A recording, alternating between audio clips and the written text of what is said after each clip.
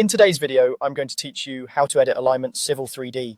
By the end, you'll be comfortable selecting an existing alignment, opening the right tools and making clean, precise changes to tangents and curves using Civil 3D's geometry options and grips. Let's start by getting the right alignment on screen. If you can see it in your drawing, click directly on the alignment to select it. You'll notice it highlights and Civil 3D becomes context aware, preparing the tools you'll need.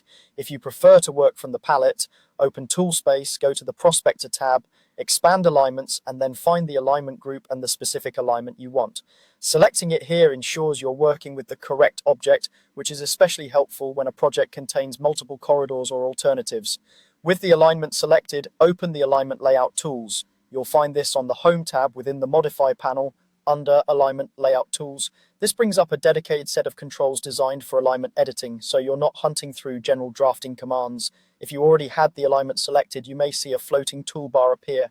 Either way, use this panel as your home base while you edit. Now let's focus on geometry. Tangents are your straight segments, and curves are the arcs that connect them. You can add, move, or remove both.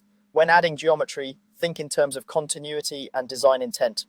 Insert a tangent where you need a straight run, or add a curve to smooth a change of direction. When moving elements, select the segment and drag it to refine your path.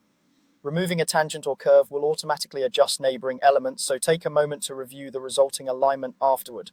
Civil 3D will dynamically update stationing and labels, which helps you immediately verify the impact of your edits. For quick refinements, grips are your best friend. Click a curve to reveal grips. Drag a grip to increase or decrease the curve radius or to lengthen the adjoining tangent. As you drag, watch the heads-up display for live values. You can type a precise number if you know the exact radius or length you need.